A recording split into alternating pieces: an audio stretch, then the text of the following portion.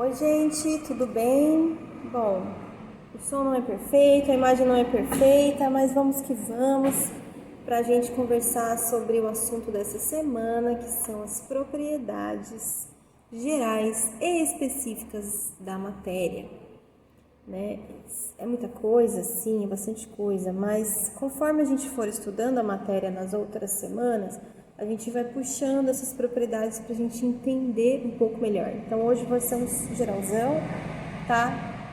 Façam a atividade, corram atrás de cumprir com todas as atividades da escola, tá? Eu sei que tá difícil, mas não deixem acumular, porque vai toda semana ter alguma coisa. E nada indica que haverá férias, né? Porque as férias já foram. Também gostaria muito, mas não temos nesse momento, tá bom? Hoje vamos falar então dessas propriedades gerais. Que são as propriedades gerais? Vocês já tiveram na semana passada atividade sobre isso, né? São as propriedades que toda matéria tem, que toda matéria possui, mas essas propriedades não são suficientes para você identificar qual matéria é aquela que a gente está falando. É a água, é o ferro, é o ouro? Não dá para saber. Quais são elas? A primeira delas é a massa. Toda matéria vai possuir uma massa. Pode ser mais, pode ser menos, mas ela vai ter uma massa. Por mais desprezível que seja, por mais leve que seja, ela tem. Volume também, né? Ela ocupa um espaço. Né? Então, a gente tem aqui uma borracha que ocupa um espaço, ela está aqui no estado sólido, ocupa esse espaço. E a gente tem a pedra também, a água ocupa um espaço e o ar também ocupa um espaço, né? Ao nosso redor, nós respiramos diversas moléculas que estão dissolvidas, né? Que estão misturadas, né? No ar.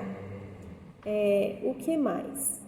De propriedade geral, né? Então, vamos começar a falar um pouco mais sobre a matéria agora, da composição dela, que a gente vai estudar um pouco melhor, mas vocês já ouviram falar de átomos, moléculas, né? Então, a gente vai estudar isso melhor, mas aqui uma representação muito simples, né? Parece que está tudo grudado, mas a matéria, ela não é contínua. O que quer dizer isso? Ela não é toda grudada uma na outra. Entre cada átomo existe um pequeno espaço, e até dentro do átomo você tem espaço entre as partículas ali.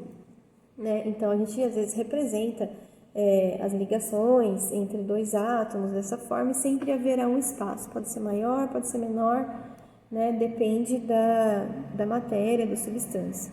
Então, você olhar aqui perto, você vai encontrar espaços entre um átomo e outro. Isso é uma coisa. E isso tem a ver também, né, com a outra propriedade, que é a divisibilidade. Então, a matéria, ela pode ser dividida em diversos pedaços, pedacinhos e pedacinhos, pedacinhos, praticamente até quase o infinito, sabe? Que chega uma hora que você vai chegar na estrutura do átomo, ele também vai ter partículas, mas aí meio que acabou, mas ela é divisível, né? E continua sendo papel, tá vendo? Continua sendo papel, posso cortar infinitas vezes, né? Isso é um fenômeno físico, continua sendo papel, não se transformou. Outra propriedade, vou continuar dando o exemplo do papel, é com relação a interações da matéria com forças. Então, por exemplo, eu tenho um papel aqui. Esse papel ali tem elasticidade? Essa é outra propriedade. Tem, mas assim a gente não consegue perceber muito bem. Então, se eu puxar esse papel, ele até aguenta um pouco a deformação, até o momento que ele se rompe, né? Então, ele tem uma elasticidade um pouco limitada, diferente de um outro material como borracha, né? E no caso aqui, a gente tem dentro desse material, né? Essa parte branca aqui que estica, né? Então, é um material sintético que tem capacidade de alterar a sua forma e voltar à sua forma original. Então, com relação à alteração da forma e voltar à original, a gente tem a propriedade da elasticidade. Tá? E toda a matéria tem. A outra propriedade é a compressibilidade. A gente vê mais ali nos gases, né? Fala gás comprimido. Então, você consegue comprimir e aí você tem uma alteração não da forma, mas do volume. Então, aqui eu tenho uma seringa que mede o volume, tem 10 ml, então eu vou puxar essa parte, chama-se êmbolo, então eu vou puxar aqui e vai entrar 10 ml, porque é a capacidade que tem aqui. E aqui eu vou tampar, não vai entrar mais nenhum ar e nem sair. Eu consigo comprimir esse gás, então eu diminuo o volume dele até mais ou menos aqui 2 ml, e aí a minha força não é suficiente. Se eu estivesse num laboratório, eu até conseguiria. E também ia depender do material que eu tenho aqui, que é o plástico, né?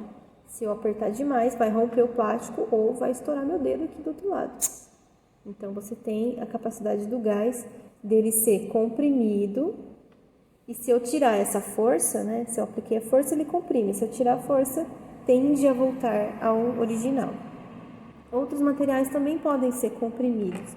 Por exemplo, o isopor, ele, quando a gente derrete ele, por exemplo, ele sai todo aquele ar que está dentro dele, né? Então, o isopor, ele é um plástico, né? Ele é um sintético, junto com ar que foi injetado.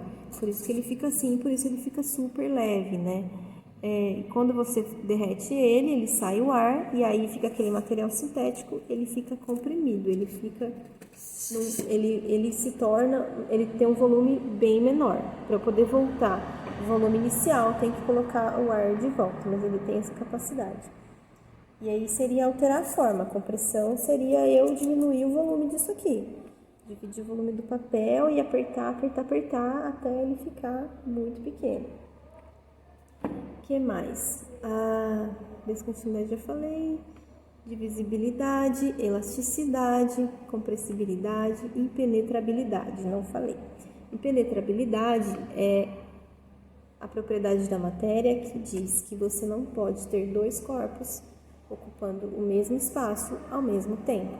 Então, é a história lá, você tem um copo cheio de água até a boca e você quer colocar gelo, o volume de gelo que entrar é o volume de água que vai sair, porque a matéria não consegue ocupar o mesmo espaço ao mesmo tempo, duas matérias, né? Então, essa aí ficou muito simples. E a inércia é a propriedade da matéria de manter o estado dela. Se nada acontecer, nenhuma força for aplicada, essa matéria vai tender a manter o estado dela, seja ela em repouso ou movimento, são esses dois estados. Então, se eu tenho aqui um negócio parado, vai tender a manter em repouso, só que eu não estou em repouso, né? Eu estou fazendo força nele aqui, movimentando ele, ou eu posso dar um peteleco, ele entra em movimento, né? Se eu fizer isso no espaço, der um peteleco em alguma coisa no espaço, onde você não tem força da gravidade, você não tem ar, você não tem atrito das moléculas, né? Isso às vezes é o que faz uma coisa parar, né? Você joga um aviãozinho, aquele aviãozinho vai tendendo a cair por causa da força da gravidade e também por causa do ar, né? O ar faz um atrito e que vai diminuindo aquele movimento, né? Mas se você não tiver essas forças, esse objeto, esse corpo vai manter o movimento dele até a eternidade. Essa é a propriedade da inércia. Essas são as propriedades gerais. Vamos agora para as propriedades específicas.